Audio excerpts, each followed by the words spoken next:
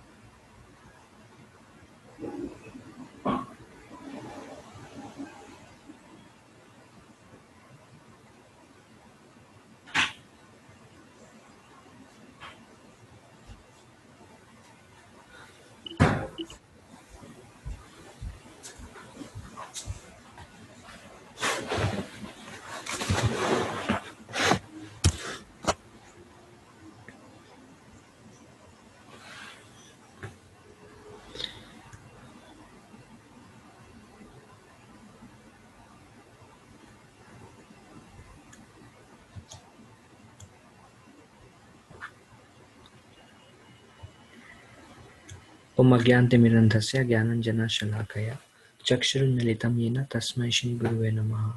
श्रीचैतन्यमनोभीष्टं स्थापितं येन भूतले स्वयं रूपा कदा मह्यं ददाति स्वपदान्तिकम्।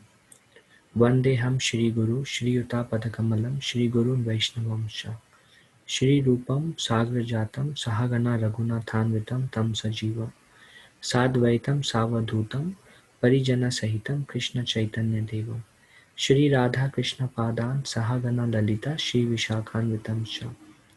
हे कृष्ण करुणा सिंधु दीनबंधु जगतपते गोपेश गोपिका कांता राधा कांता नमस्तुते। तप्त कांचन गौरंगी राधे वृंदावनेश्वरी वृषभानुसुते देवी प्रणमामि हरिप्रिये। वाञ्छाकल्पतरुभ्यश्च कृपा सिन्धुभ्य एव च पतितानां पावनेभ्यो वैष्णवेभ्यो नमो नमः। जय श्री कृष्ण चैतन्य प्रभु नित्यानंद श्री अद्वैत गदाधर श्रीवासादि गौर भक्तवृंद। हरे कृष्ण कृष्ण कृष्ण हरे हरे हरे राम राम राम हरे हरे। मुखं करोति वाचालं पंगुं लंघयते गिरिं यत्कृपातमहं वन्दे श्रीगुरुं दीनतारिणं परमानन्दमाधवं Sri Chaitanya ईश्वरम्।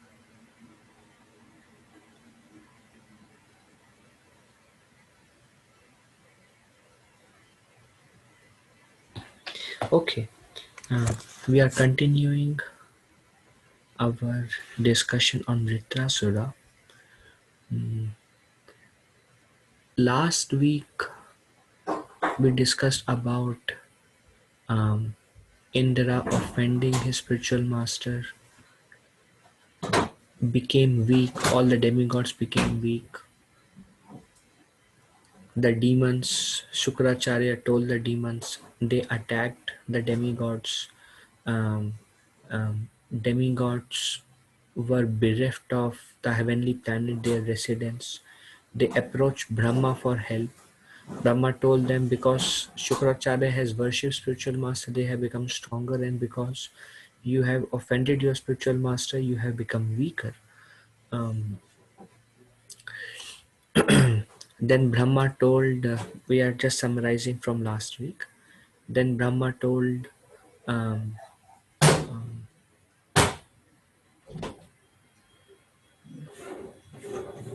Indra and all the demigods that now you approach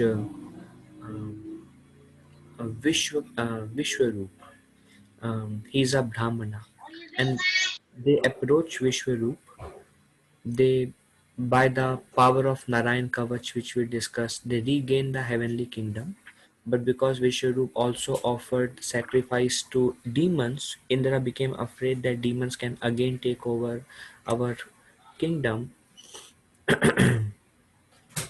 Bhagavad Bhagavad.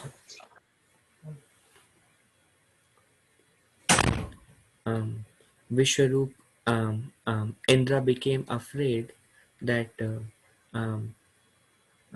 demons may again become powerful by Vishwaroop offering oblations to the demons. So Indra killed Vishwaroop, and as a matter of fact, we saw Twashta became very angry, father of Vishwaroop, and he did a sacrifice. And from the sacrificial fire, this Vritrasura came. So we just discussed about appearance of Vritrasura. Today we will discuss more about it.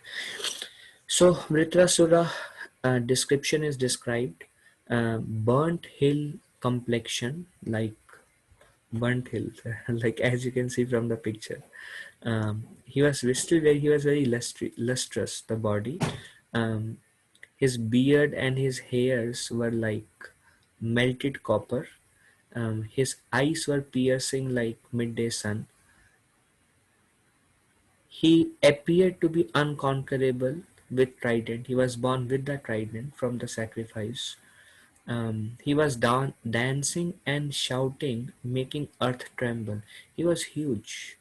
It is said he was touching the sky, and okay, his yawning seemed to swallow the sky. So we can see how tall he was. His mouth as deep as a cave. No end was visible. As soon as he came out from the sacrificial fire, everybody ran in fear. All the demigods headed by Indra charged the demon with transcendental bows, arrows, and other weapons, but Vratrasura swallowed all their weapons. Demigods were there. They immediately wanted to kill Vetrasura. They are very powerful. The biggest weapon of Indra is Thunderbolt. They charged, and Vetrasura just ate them. He's so big. These weapons are like teeny for him. He just took it and he ate them as if he's eating some snacks. So this was quite humbling for demigods, because if you use the best weapon you have and the reaction is there is no fear, what to speak about harming, there is no attack needed, he just ate them. Demigods became very fearful, um, stuck with wonder and disappointment. They were disappointed, they were depressed, and they started praying to the Supreme Lord. That Supreme Personality of Godhead is the only shelter of everyone. Anyone desiring to be protected by others is certainly a great fool who desires to cross the ocean by holding a tail of a dog. Srila Prabhupada describes a dog can swim in simple water, but a dog cannot swim in the ocean. And there is no question of somebody crossing over the ocean by holding the tail of a dog. There is no question. Um, so anybody who is trying to or cross over the ocean of material existence, taking shelter of anybody other than the Supreme Lord, he is considered foolish, just like holding the dog's tail, desiring to cross over the ocean. This is something that Srila Prabhupada quotes this verse in the purport to this verse. Samashrita ye pada pallava plavam mahat padam punya yasho murare bhavam budhir vatsa padam param padam padam padam yad vipadam natesham. Padam padam yad vipadam means padam padam, step after step in this material world, yet vipadam, there is danger. There is danger in this world, and but still, this material world is step after step. There is danger, but one can cross over this material world by pada Pallava, by taking shelter of the Pad, lotus feet of Yaso Murare, the Supreme Personality of Godhead.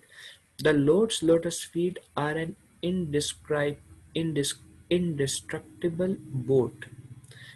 If one takes shelter of that boat, he can easily cross the ocean of nascence. Nascence is ignorance. Ocean of ignorance is identification with the body, um, and making material goals as goal of one's life. So this is nascence. Um, Consequently, there are no dangers for a devotee, although he lives within this material world, which is full of dangers at every step. This material world is full of dangers. Um, but if one takes shelter of the lotus feet of the Lord, um, um, taking shelter of lotus feet of the Lord means following Lord's instructions, or performing devotional service. As we perform devotional service, as described in Bhagavad Gita and Srimad Bhagavatam, um, that that is the means to cross over the ocean of material existence. Um, we cannot cross over this ocean of material existence by following those personalities who are not repeating the words of scriptures. Last week we saw they are compared to a stone boat. It will immediately sink. We cannot cross by taking anybody else's shelter. We cannot take shelter of our relatives, friends, families, um, anybody, of our belongings, of our wealth, of our health, um, um, of the doctor. We cannot take shelter of anybody in this world um, um, at the time of death. And that's what Srimad Bhagavatam says. If we take shelter of anybody, it's like trying to cross over the ocean of ignorance and nascence by holding a dog's tail. But the lotus feet of the Lord is compared to a indestructible boat, a boat which cannot sink. And that boat will help us cross over the ocean. Now, ocean is a very dangerous place. Um, um, um, we can cross over that ocean also if we are in a suitable boat which can cross over, and that is the lotus feet of the Lord. And very beautiful prayers by demigods. By the grace of the Matsya avatar, Manu saved himself from the great danger of the flood. May that same fish incarnation save us from the great and fearful danger caused by the son of Twasta. Son of Twasta is Vritrasura. So demigods are praying just like Manu, like there was a ocean of universal devastation. That time the Lord came in the form of a fish, and he gave instruction to Manu that everything in this world will be destroyed by um, by this great ocean that is going to come in 7 days from now.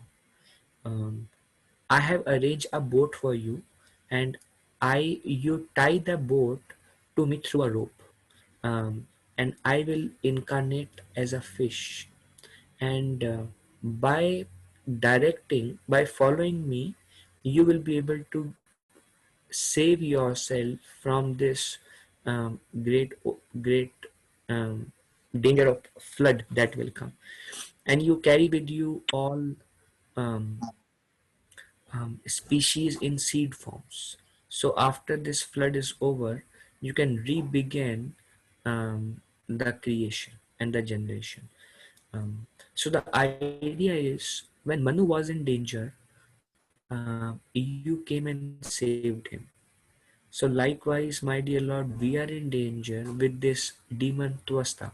Now it is natural when um, um, when demigods were attacked by Ravana, they approached the Lord. When they were attacked by Hiranyakashipu, they approached the Lord. When they were attacked, when Mother Earth was burdened because of so many uh, evil elements, they approached the Lord. So demigods are again, when they saw Twasta, Vritrasura, son of Twasta, they thought. this is a even greater obstacle, a greater demoniac person than Hiranyakashipu, Ravana, Jarasandha, Dantavakra, and all others. So they immediately approach the Lord, but they don't know yet who is Rathadev Manu. And they quote another example in the beginning of creation when Brahma was about to fell down into water of devastation due to fierce waves of inundating water, you saved him. Thus, we also expect the Lord to protect us from this dangerous condition. Um, so, once upon a time, when Brahma was just born from the navel of Lord Vishnu, um, um, there was no sun, no moon, and there was this huge ocean, and this ocean was ferocious. So Brahma was about to fell down in that ocean because of the intense waves of the ocean, um, and the Lord saved Brahma.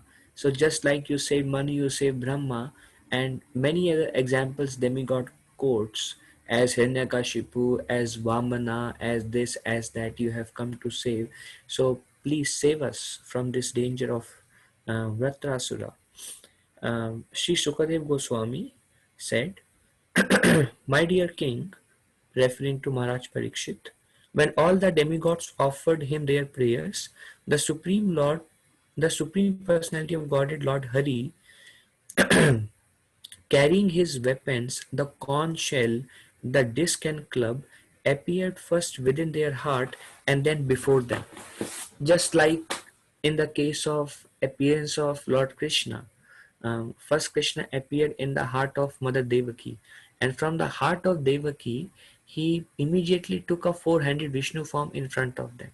Likewise, when demigod prayed with humility, the Lord appeared in front of their heart, and from their heart, the Lord manifested Himself in front of them, as you can see in the picture. Now, surrounding and serving the Supreme Personality of Godhead Narayan were 16 personal attendants. So there is Lord Narayan who gave darshan, and there were, as you can see in a picture, 16 personal servants who were also there, decorated with ornaments and appearing exactly like him, but without the mark of Srivatsa and Kaustuba jewel. So this is called Sarupya Mukti. Everybody in the Vaikuntha Loka, they look alike. They all have four hands, but they all have helmet. They all are carrying chakra, gada, padma. Uh, uh, they all are wearing garlands of forest flowers. They all wear yellow dhoti. They all have the complexion of bluish blackish in color. But what distinguish the Lord from these servants? Kaustuba jewel. It's a special jewel which only Lord wears. And the Lord has a white hair on his chest. That hair represents Lakshmi. Um, is called Srivatsa. So none of the other have. So the Lord Narayan appeared and he was served by all these 16 attendants. When all the demigods saw the Supreme Lord, they were overwhelmed with happiness. Um, because now they thought, now the Lord will kill Vratrasura. This is their thought process. Now we are safe. Um, Immediately fell down like rods, offering dandavats. Then they slowly rose and praised the Lord by offering him prayers. So far, they were offering prayers in their heart. The Lord became pleased, he appeared, and now they are speaking to Lord Narayan one on one, and they are offering prayers. The demigod said, "We offer our respects to you who released the chakra to kill the demons." Um, um, we see that in just last time we discussed about the story of Maharaj Ambarish. Maharaj Ambarish was about to be killed by a demon created by Durvasa, and immediately Lord Narayan released his chakra and killed the fiery demon. Um, so here also they are telling that you release the chakra to kill the demons, implying please release the chakra to kill Vratrasura. So they are all very determined in their prayers what they really want. Who to kill the chakra, to kill the demons who possess many varieties of names. The Lord has many names. Sri Chaitanya Mahaprabhu used to say, Nam Nam Akari Bahuda Nija Sarva Shakti. My Lord, you have innumerable names and you have invested all your potency in your transcendental names. Um, it is described that Lord names are compared to Chintamani. Chintamani is desire fulfilling. Lord names are desire fulfilling. They can fulfill all your desire. Um, um, and the Lord has invested all his energies out of his own mercy. Who possess many varieties of name, you are competent to give the results of our sacrifice. The reason why they are performing this prayers or why they perform sacrifice so that they can remain the king and enjoy the heavenly pleasures. So you give the result of sacrifice to everyone, implying that please give us our heavenly kingdom back. We are your servants. Commentary. The Lord might say, you are praising me to obtain insignificant temporary swarga. Why don't you ask for Vaikuntha? Now, this is a fallacy or a missing part in demigods. The demigods, if you see, there is a great deal of difference between the prayers of Prahalad, prayers of Dhruva, and prayers of um, demigods. Lord Narayan appeared in person to Dhruva also, and he appeared in person to demigods.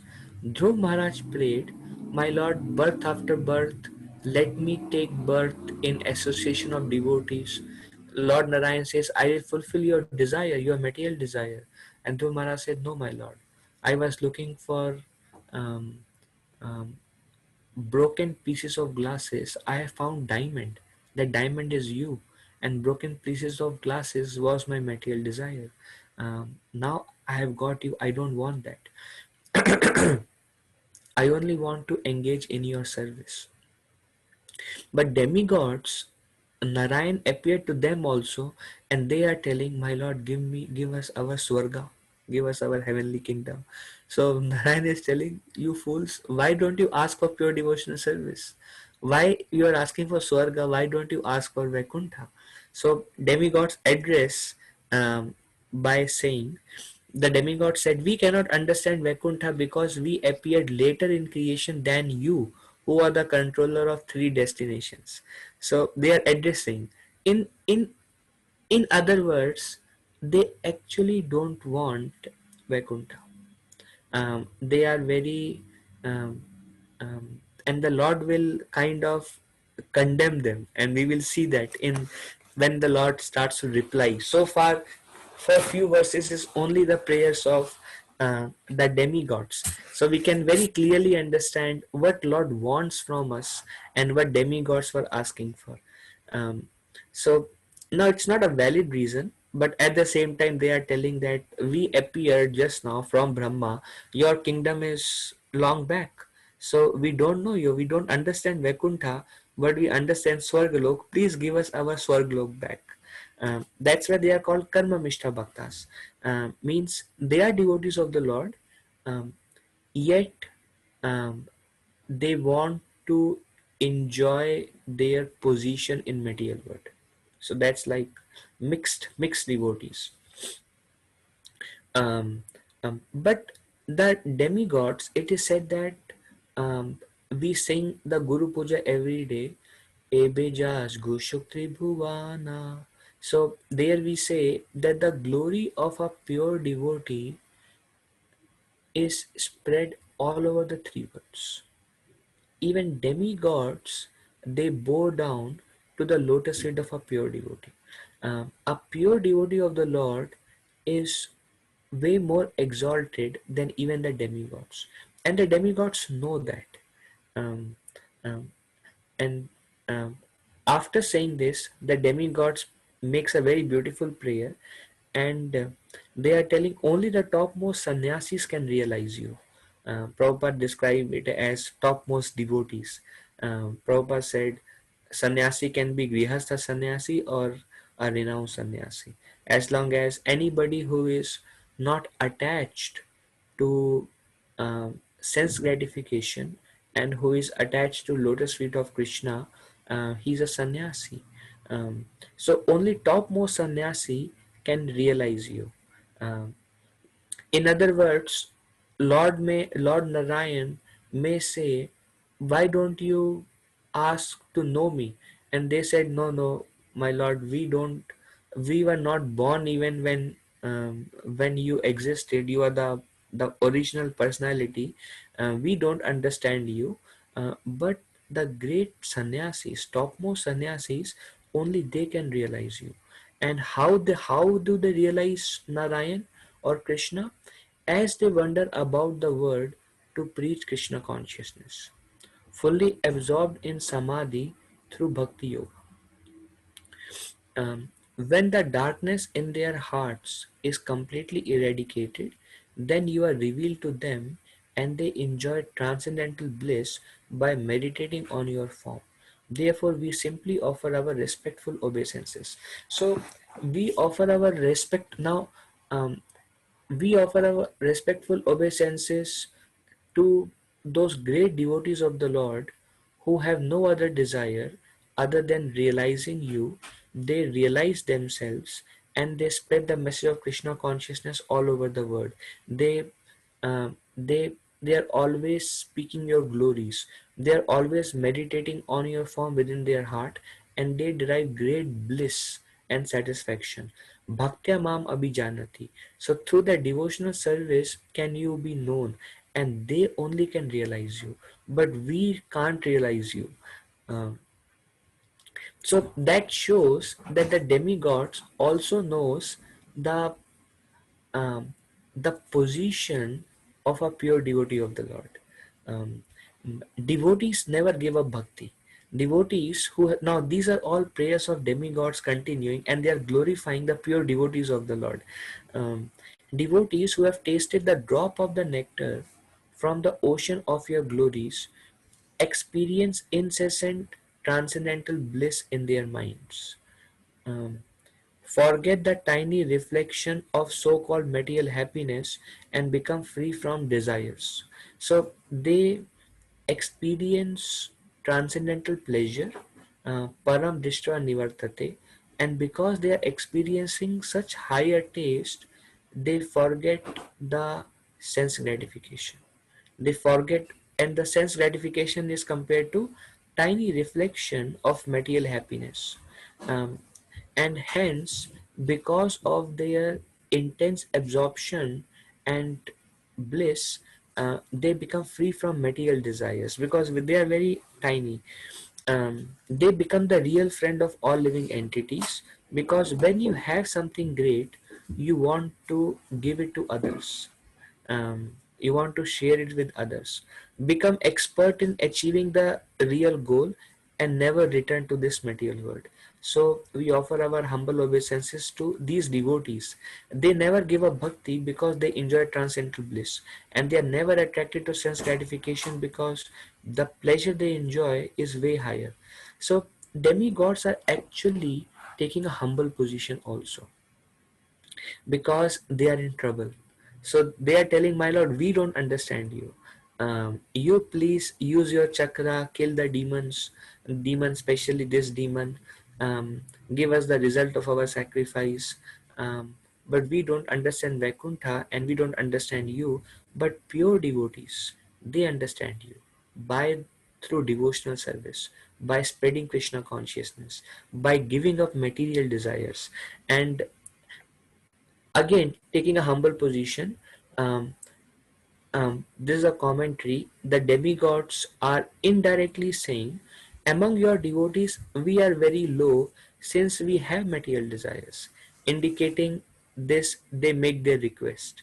So they are accepting, like just like Kardama Muni also prayed, to Lord Narayan that, my Lord, your devotees are so great that they are niskinchana. They have no material desires. But I have a desire, my Lord. I want to get married. And then Lord told Kardama Muni that, okay, I have already arranged, sitting in your heart, I know your desire. You don't even have to mention to me. And I have already arranged a beautiful daughter of Manu Devahuti to come and get married to you. So demigods are likewise telling that devotees have no desire, but we have a desire. We are very attached. Please do something to give us our kingdom back. We are very afraid of this demon Vrtrasura. Now, demigods are making a request to Narayan, please take another incarnation. You came as Matsya to save, you came as Narsimha to kill Hiranyakashipu, you came in your original form as Krishna and kill Kamsa, you came as Lord Rama's incarnation to kill Ravana. Um, Please take another incarnation. You appear sometime as an animal like a boar, which is a boar is like a pig. Um, the boar incarnation. Um, um, Varahadev. He This happened when the earth was um, uh, earth lost her stability because Hiranya extracted huge amount of gold from earth. Earth became unstable and went down to the nether regions. And then Varahadev came and picked the earth, placed her on her tusk, and then establish her back into the orbit. So it was a great devastation, but Lord appeared. So you sometimes appear as Lord Boar, sometime as mixed incarnation, half man, half lion, like Lord Nrsimhadev, uh, and as Lord Hayagriva, sometime as Lord Fish, which is Matsya, as Lord Tortoise, which is Kurma. Assuming various such forms, you have always punished the demons and Danvas. We therefore pray that your Lordship appear today as another incarnation, if you so desire, to kill the great demon Vratrasura. Now, my dear Lord, today also you take another incarnation, whatever incarnation you desire, and kill Vratrasura. Now, Lord Narayan knows that Vratrasura is a pure devotee, way more exalted than even Indra and demigods, the portion of Vratrasura. So, definitely, Lord is not going to take an incarnation to kill. How can the Lord kill his own devotees? But at the same time, the Lord will give them a way because that's their desire. So please take another incarnation. Please reveal us by your nectarian words, by your merciful glance, by your pleasing smile, and free our hearts from anxiety. We are suffering, we are distressed. O grandfather, we are all surrendered and minds are bound to your lotus feet in meditation.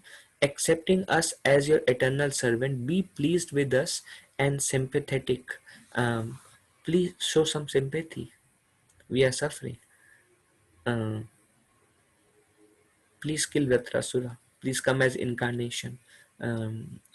So very beautiful prayers, very nice devotees, but there is selfishness, and we will talk about selfishness today, a little bit away from now.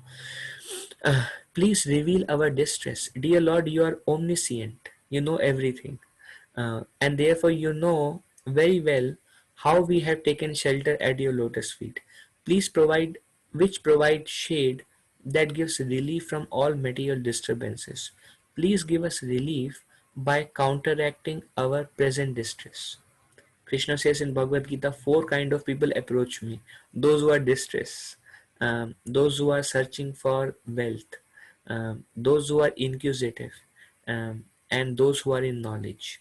So, and these are the four people who approach me. So demigods are approaching Narayan because they are distressed, and we see that every time they approach Narayan is when they are distressed. It's not the highest thing. Lord Vishnu himself says, what is the highest thing? And he kind of mildly rebuked demigods for their prayers also. But the prayer seems very beautiful yet. So we are distressed and you know everything. Please relieve our distress. Um, Therefore, O Lord, uh, O Supreme Controller, O Lord Krishna, please annihilate this demon Vratrasura, Twasta's son, who has already swallowed all our weapons, our paraphernalia for fighting, and our strength and influence. Now we have become weak in front of him. We tried our best. He just ate it all our weapons. Um, um, um, please kill him. Please annihilate. Now we see. Okay, let's. It will come. Um, uh, the Supreme Personality of Godhead. Um, okay. Now, if we see, I think I wrote it somewhere. Um, okay. Anyways, um, please annihilate Vatrasura. And now, this is the reply from Lord Narayan. The Supreme Personality of Godhead said, O best of the intelligent demigods, although it is true that nothing is difficult for one to obtain when I am pleased with him, a pure devotee whose mind is exclusively fixed upon me does not ask me for anything but the opportunity to engage in devotional service. So, this is a kind of um, Lord is trying to teach these demigods. They are great personalities, but still they have material desires. So they are trying to teach that it is true, anybody who approaches me, I can fulfill all their desires. And I do fulfill all their desires, but my pure devotees doesn't ask for anything other than engaging in my devotional service. This was the mood of Sri Chaitanya Mahaprabhu. He said, Mama Janmani Janmanishware Bhavatak Bhakti Rahito Kitvai. My Lord, if you want to give me anything, birth after birth, may I engage in your devotional service. This is the prayer to Tulsi Maharani. We worship Tulsi Maharani every day and we pray, Seva adhikaro diye koro nejadasi. Give me the adhikar to serve. Allow me to serve. This is what our acharyas explain is the meaning of Hare Krishna Mahamantra. Srila Prabhupada was asked, Prabhupada, what should we think when we are chanting Hare Krishna Mahamantra? And Prabhupada said, pray, my Lord, please engage me in your service. So, a pure devotee, even though he is distressed, he never asks the Lord for anything other than engage me in your devotional service. Um, and mm, The Lord regretted. This is the commentary by Vishwanath Chakravarti Thakur. The Lord regretted, how unfortunate. You praised me with that knowledge, but out of foolishness you don't pray for unalloyed devotional service. So Lord Vishnu is telling, all right, whatever you are asking, I will give it to you. But my pure devotees don't ask me for anything other than pure devotional service. Uh, and we see Maharaj Parikshit. Maharaj Parikshit was cursed to die in 7 days. He did. It is described Maharaj Parikshit had the power to counteract the curse of Shringi, but Maharaj Parikshit took it as Lord's arrangement. We know Prahlad Maharaj. He was being killed in so many ways, but Prahlad Maharaj did not pray, "My Lord Narayan, please kill Hiranyakashipu." He didn't pray like that. Ambarish Maharaj, we saw that he did not pray, My Lord Durvasa Muni is causing me so much distress, please kill Durvasa Muni. Gajendra did not pray. It is said Gajendra simply offered a lotus flower. Gajendra did not pray, My Lord, please kill this crocodile.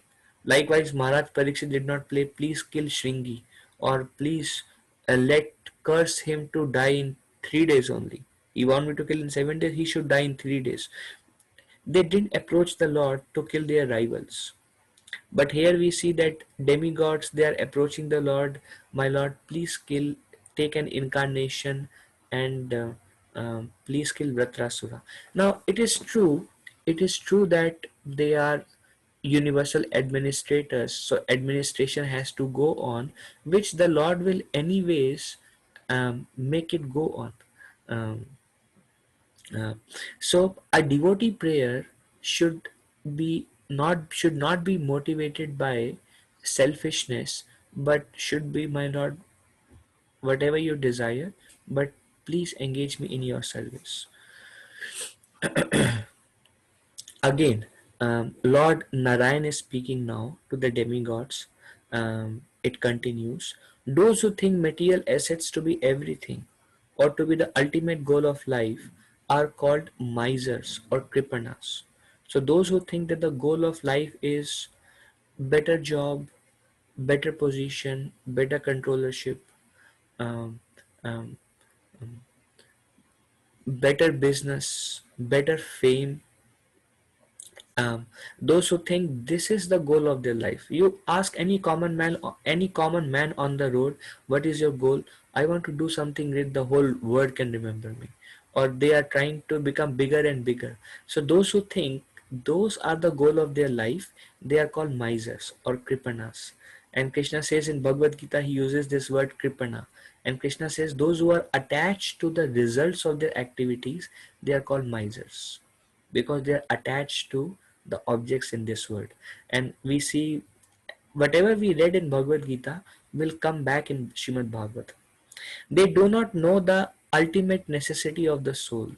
Um, the ultimate necessity of the soul is to reunite with Krishna. The soul derives pleasure from his connection with the Lord. The soul cannot be happy with anything in this world. Just like a fish cannot be happy outside water, likewise, a soul cannot be happy in this material world. Krishna says, Dukhalema Shashvatam, Dukha Yunana Evate. Um, but Krishna says, the living entity derive great pleasure by conversing about me, and by thinking of me, they derive great pleasure. Arjuna says to Krishna, anybody who hears your name becomes joyful and hence become attached to you, in Bhagavad Gita 11th chapter. So they do not know the ultimate necessity of the soul. Moreover, if one avoids that which is desired by great fools, he must also be considered foolish. In other words, now this is a strong statement. Actually, the demigods, they fulfill all the material desires of their worshippers, whoever you worship. uh, uh, for wealth, I'll worship him or her. For removing obstacles, I will worship him or her. For getting strength, for getting a beautiful spouse, for getting more knowledge, for getting this and this, I will worship him or her. And those who approach um, for material desires, they are foolish, and those who fulfill those material desires, they are also foolish. So that's like a strong statement towards demigods. If one avoids that which is desirable by such fools, so those who are desiring it are fools, but those who are avoiding their desire, he must also be considered foolish. In other words, if somebody comes and says, Prabhuji, I need your blessing, I am trying to get this and this and this, then we should not be swayed by, um, yeah, but he needs this, this is his desire. No, we should always give him the right path, him or her the right path. See, you can desire it, but understand that by getting it, it will not make you happy. You will not become happy by acquiring anything in this world. Only Krishna consciousness will make you happy. We should tell them the right thing and then say, take your time. If right now this is what you want and you eagerly want, um, it's not going to be beneficial for you, but take your time, keep practicing devotional service, and pray for purity of heart, pray to become pure. So those who fulfill their desires, they are also foolish. If we support somebody's sense gratification, sometime, so this is the difference between being sentimental and being discriminatory. Sometimes somebody comes and says, but we want to watch all these things and we want to do all these things, I think that's okay, we should balance. And then if we say, yeah, that's okay, we should balance, then we are misguiding them. We should tell them, well, if you want to do it, that's all right. It's going to entangle you in this material world further. But Krishna will disentangle you, and it will weaken your Krishna consciousness. But if you want to do it, that's okay. But we should be straightforward.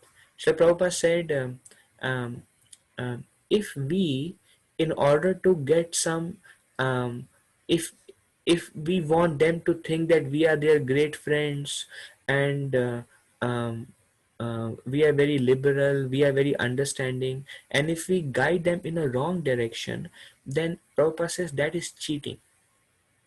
One devotee, some of you, I shared this before, one great yogi approached Srila Prabhupada, and when Prabhupada was in America, and he told Srila Prabhupada, Swamiji, you are great. You are telling your people no meat eating, no intoxication, no illicit sex, no gambling. So boldly in America, when every day they take intoxication, every day they have illicit relationship, every day they gamble, every day they eat non-vegetarian, they eat meat, um, um, and still you are telling so boldly, we really appreciate you. And Prabhupada told that great yogi who was very very famous, Prabhupada said, if you know this is the right thing, then why are you cheating? So we should not cheat, and that's why Shrimad Bhagavatam, um, um, Dharma Projitava Kaitavottaro, Parama Dharma Projita Kaitavo, rejects all cheating religions. All cheating religions support sense gratification, but Shrimad Bhagavatam rejects all religion which are meant for sense gratification. Dharma sahi apavargasya. Dharma, or one's religious duty, is meant for liberation. The goal of life is to progress in life. One should be very clear with this. A pure devotee who is fully accomplished in the science of devotional service will never instruct a foolish person to engage in fruitive activity for material enjoyment. A pure devotee never instructs. This is Lord Vishnu's instruction to demigods, and through demigods to all of us. Lord Narayan is telling, a pure devotee um, uh, never instructs a person in sense gratification. One time Srila Prabhupada was in a train, and one personality, one attached person approached Srila Prabhupada, and he asked Prabhupada, Prabhupada, please bless me that my business can grow. I'm starting a new business, please bless me. And Prabhupada did not say anything. Again, Swamiji, please bless me, because people want to approach saintly person simply for their sense gratification. They don't want to approach saintly person for self-realization, but only sense gratification. So, Swamiji, please bless me so I can, that my business can be successful. And Swamiji, please bless me so my business can be successful. And Prabhupada said, I bless you that you lose everything. Now, indicating that a pure devotee should never instruct a foolish person to engage in fruitive activities for material enjoyment. Not like, yeah, I understand you want more and more wealth, and you want to entangle yourself and become more and more attached, and take more and more births. That's all right. That's all right. I will pray to Krishna. Never, never. A devotee always instructs a person, um, or he should instruct a person towards the goal of life and self-realization. That is love. Then we are actually caring for that person, because we know he'll be happy when he connects with the Lord, and he'll be miserable when he's attached. So we should give right instructions and right guidance. Um, um, so Narayan is telling, a pure devotee who is fully accomplished in the science of devotional service will never instruct a foolish person. Why he is foolish? He is trying to accumulate everything which he is going to leave everything at the time of death. All his fame, follower, wealth, everything will be lost at the time of death. But still he is running after these things. So he is considered foolish. So one should never instruct a foolish person to engage in material enjoyment. not to speak of helping him in such activities. One time, one devotee said, Prabhu, my relatives are asking me for a party. I said, all right, um, invite them to your home and um, um, cook some nice prasadam. And he said, no, they want to go out. And I said, all right, you can go to a vegetarian restaurant, um, if that is time, place, circumstances. Although I tried to convince him it's not the best option, but if nothing else was, go to a vegetarian restaurant without onion garlic. And he said, no, they only want a beer party and flesh party. They want to eat animals flesh. Like, people who eat animals flesh, who they are? They are actually carnivorous animals. That's why they are eating flesh of other living entities. So they only want to eat flesh. um, uh, and I said, Prabhu, I will not allow this. This is unacceptable. And he said, Prabhu, I can't do anything. I'm helpless. They said, I want a flesh and beer party. I said, no, this is not acceptable. So one should not support their sinful activities. Such a devotee is like an experienced physician who never encourages a patient to eat food injurious to his health, even if the patient desires it. So sometimes the patient may say, who is having a lung issue, that I want to smoke. No, you are going to die if you smoke. You are having asthma and this lung issue. No, no, I really want to smoke. So a sentimentalist who is himself a fool will say, yeah, he's craving so much, he is desiring, he's so much miserable, you take this smoke, but you are killing him. So a physician knows this is not good for him. So even if he is desiring it, the physician will say it's unacceptable. Right away he will reject him. Although he is in pain, reject him, because he is looking for ultimate good of that person. He wants him to live and he wants him to be happy. If he smoke, he'll become miserable, he will suffer, he will cough like anything. So a devotee is like this. This is such a beautiful verse by Lord Narayan. Such beautiful instruction by interaction between demigods and Narayan. It requires intelligence to draw a line between being liberal and being strict with principles. Now, at the same time, we are understanding. And we are liberal also, but we are liberal with details. But with principles, we are strict. Like Srila Prabhupada was liberal.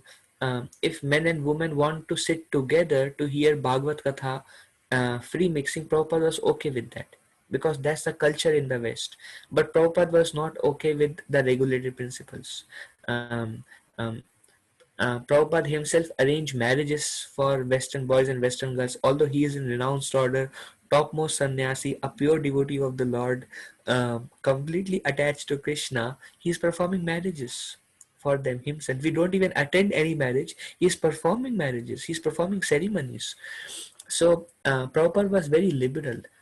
At the same time, he was very strict. He would see, is this allowed in varnashram system, in the Vedic scriptures? Even if this is not the highest, go for it. But if something is detrimental, he was strict. So we are okay to be liberal with the um, um, details, but we should still very strict with the principles. um, uh, Ye yathamam prapadyante. Yet, Lord Narayan reciprocates according to how one approaches. Although Lord Narayan rectified or gave the highest principle to the demigods, he still would fulfill the desires of demigods. So, O Maghavan Indra, all good fortune unto you. I advise you to approach the exalted saint Dadichi. Dadichi was a Muni. He has become very accomplished in knowledge, vows, and austerity, and his body is very strong. Go ask him for his body without delay. So um, now Lord Narayan is giving a solution. Lord Narayan is telling how to kill Vratrasura. Does it show that Vratrasura, Lord Narayan wants to kill Vratrasura? No. Um, well, Vratrasura was a great devotee in the previous life, and he was born as a demon, and he has no desire to live. He wants to go back to Godhead. And Lord does not want his devotee to be in such a situation, such a condition for long. So Lord arranged a scenario for him using Indra. Um, Lord in this way did both the things simultaneously. Is bringing Vratrasura back to his abode in Vaikuntha and allowing demigods to relieve their distress. So he said, go to Dadichi. Dadichi is expert in wars, austerity, and spiritual knowledge, Brahma Gyan. Um, and he is protected by Narayan Kavach, because of which his bones have become very strong. So you go and you tell the Dichi that to give your bones to me. With those bones, you approach Vishwakarma. Vishwakarma is an architect, and ask him to make a weapon using the strong bones of the Dichi. That weapon will have my Shakti, and with that weapon you approach Vratrasura, and through that weapon you will be able to kill Vratrasura. Otherwise you cannot kill him. So that's the summary. I'm continuing to reading the verse. When the Ashwini Kumaras beg for the Dichi body on your behalf, um, he will surely give it because of affection. Do not doubt this, for Dadichi is very experienced in religious understanding. When Dadichi awards you his body, Vishwakarma will prepare a thunderbolt from his bones. This thunderbolt will certainly kill Vratrasura, because it will be invested with my power. So Lord said, you can approach Dadichi through Ashwini Kumaras. Now Ashwini Kumaras are two physicians, like two doctors. They are heavenly doctors. One time the Ashwini Kumaras, they approached Dadichi and they asked Dadichi, please give us spiritual knowledge. And Dadichi said, well, right now I am performing sacrifices. You come back later. Then Ashwini Kumaras went, and in the meantime, Indra came to Dadichi. Indra knows Dadichi very well. Indra came to Dadichi, and Indra told Dadichi, they are just physicians. Don't give them Brahma Gyan, spiritual knowledge. Otherwise, they will become very powerful. If you give them Brahma Gyan, I will cut off your head. Now, Indra sometimes just like that. I will cut off your head. So Dadichi, and then Indra disappeared. Indra left. So again, Ashwini Kumaras came and they told Dadichi, please give us Brahma Gyan. And Dadichi told them about what Indra spoke to him. And Ashwini Kumara said, all right, so we will cut off your head and we will give you a horse head. Horse head. Um, you speak Brahma Jigyasa, Brahma Gyan, spiritual knowledge, through the horse head. Um, and then Indra will come, Indra will cut off your head, and then we will give you your head back to you. And because Dadichi already made a promise to Ashwini Kumaras that I will give you spiritual knowledge, he did that. And that's how he gave Brahma Gyan to Ashwini Kumaras. So Ashwini Kumaras were very dear to Dadichi. So one thing, although Indra didn't do that, but here you see, when Ashwini Kumaras begged for Dadichi body on your behalf, so Narayan told them that let Ashwini Kumaras uh, approach Dadichi and ask for his body, and because he loves them so much, he will easily give it to you. So, and then you go to Vishwakarma, make the thunderbolt weapon, and use that to kill Vratrasura. So a devotee should, or we should also approach those personalities who are very dear to Krishna and ask for Krishna's mercy. Um, because devotees are very dear to Krishna, when we approach devotees, when we serve devotees, when we please devotees, um, when they pray on our behalf, we immediately make progress. In one of the purports, Srila Prabhupada says, when the spiritual master in Bhagavad Gita, we will see it in our Thursday discussion next week.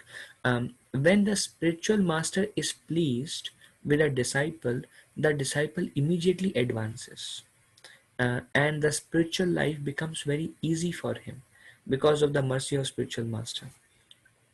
So demigods might say, we cannot fight with him who has devoured everything. You should kill him personally.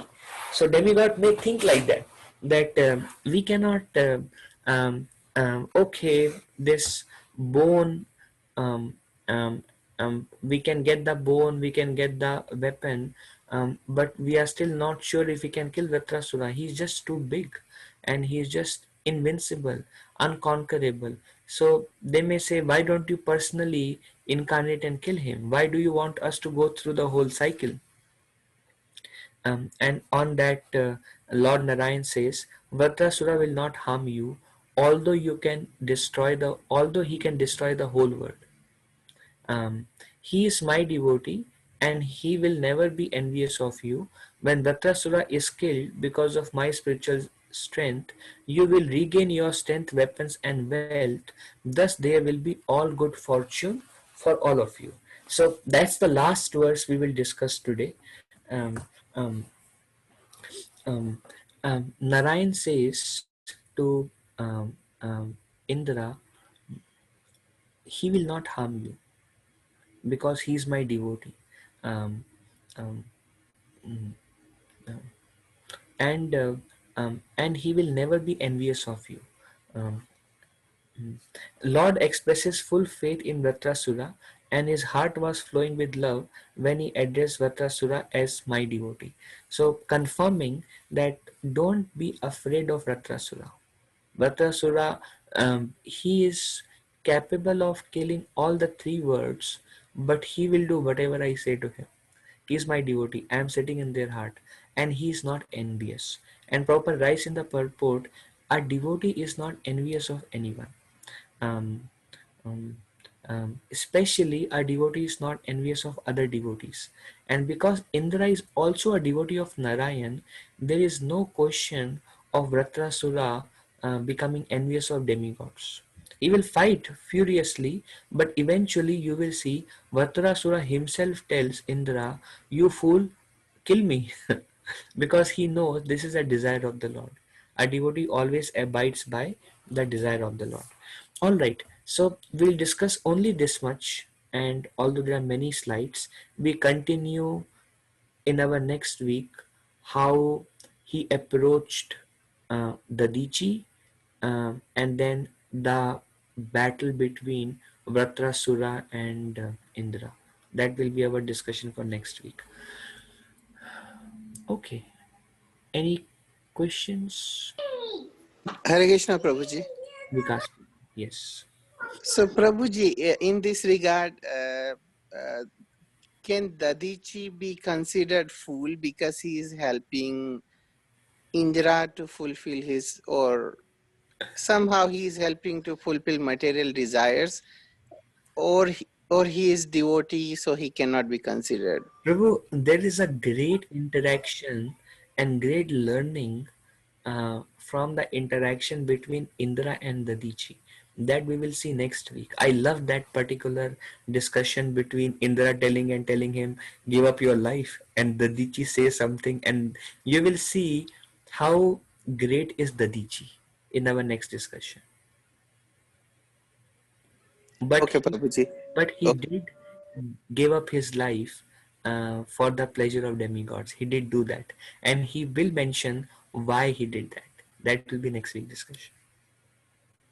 So, Prabhuji, did he get liberated after that or no? Yeah, he went back to Godhead. Again, next Okay. week we will see that. He completely absorbed his mind at the lotus feet of the Lord, and he went back to Godhead. He is a spiritually self-realized soul.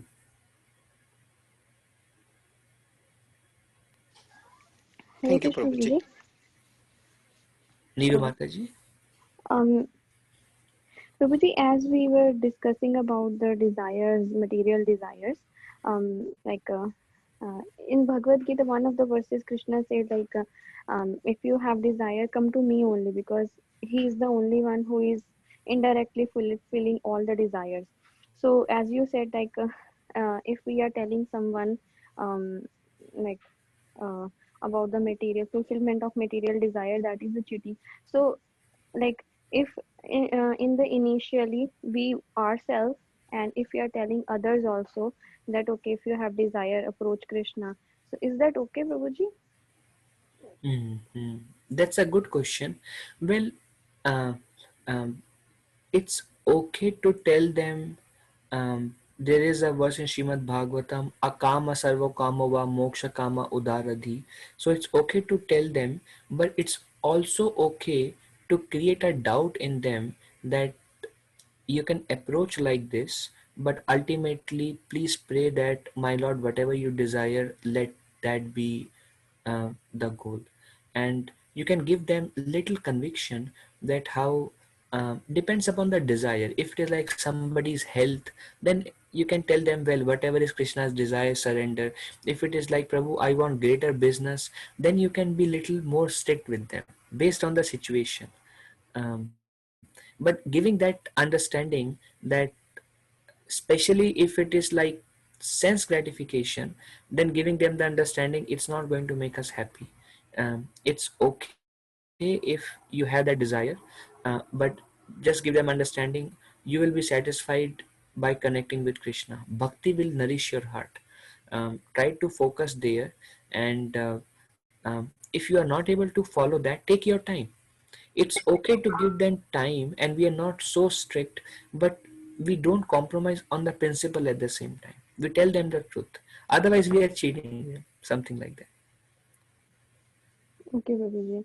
And Prabhuji, for ourselves also, because we are also not at pure stage, and if sometime we have desires, and if we approach Krishna, and at the same time we understand that okay, whatever happens is like Krishna's desire. So with that understanding, and if there is some desire, and we approach Krishna, is that okay?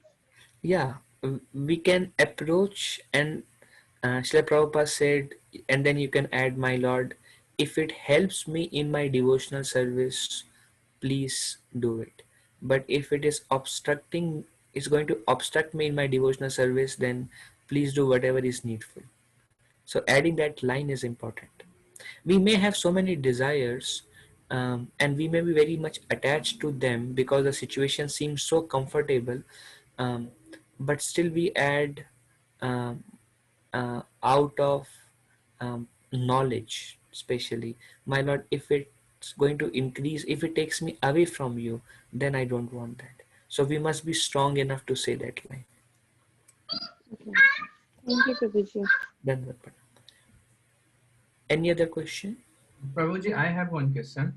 Okay, Ramshankar Prabhu. Like this, as Indra is the devotee of the Narayan, Lord Krishna, and Vatrasura is also the devotee, great devotee of the Lord Krishna. So if Indra is killing the Vatrasura, so he won't get the bad karma as like is seen from that. Huge bad karma, like he will suffer like anything, and that is going to be the discussion of future weeks. Probably next to next week we will come to that, the reaction, the suffering Indra had to go through because of killing Vratrasura. Thank you. Okay, any other question? So Prabhu, so it's like if he is getting the bad karmas, then why the Lord Krishna has suggested him to do that? Because even Lord Krishna doesn't want to suffer his devotee, so why he has instructed him to like us go this way and then you can kill Vatrasura? Yeah, well, Prabhu, one thing we have to see is desire of Indra, desire of Vritrasura, Lord's arrangement. Many things are playing a role here. Vritrasura doesn't want to live. Vritrasura in a demon body, being a pure devotee of the Lord, doesn't want that situation. Indra is desiring that. So the Lord will grant him. At the same time, the Lord told him that those who are desiring material desires and approach me for material desires, they are foolish. A devotee don't want anything other than pure devotional service.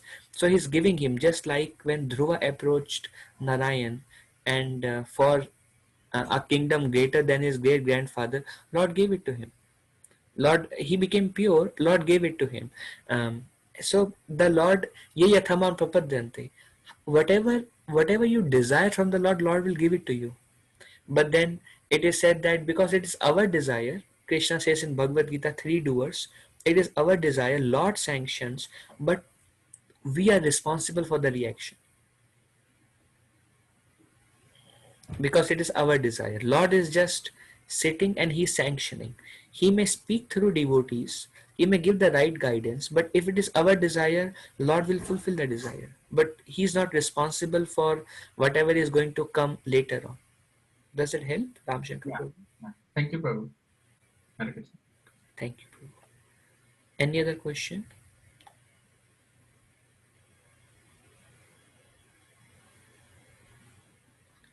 All right. So, Prabhu, one quick question, Prabhu. So, in the later chapters after this, it is described as Indra getting sin of killing Brahmana Vritrasura. So, can you explain why Vritrasura is called a Brahman? Yeah, because he's son of Twasta. Oh, okay. Okay. So are Okay. we? So, but he's a demon, right? But he is a pure devotee. He is a pure devotee and he's a Brahmana. And he's a demon also. Well, he's born in a demoniac family. Okay. Yeah. Yes. Prabhu. He looks like a demon. Like a demon. Yeah. That's what was confusing to me. That he looks like a demon. Yeah. And he's son of. But that's just the body, bro. Okay. Okay. That's Makes just the sense. looks. Makes sense. Okay. Thank you, And bro. thank you, Prabhu. I'm very, very grateful for all of your association. Thank you so much for joining. My obeisances to all of you. Vancha kalpatarubhesha kripa sindhubhya evacha patitanam pavanebhyo vaishnavebhyo namo namah. Ananta koti vaishnavrinda ki jai, Srila Prabhupada ki jai. Thank you very much. Hare Krishna. Hare Krishna. Dandavad pranam. Hare Krishna Prabhuji, Dandavad pranam. Jai Hare Shri Krishna. Krishna. Dandavad.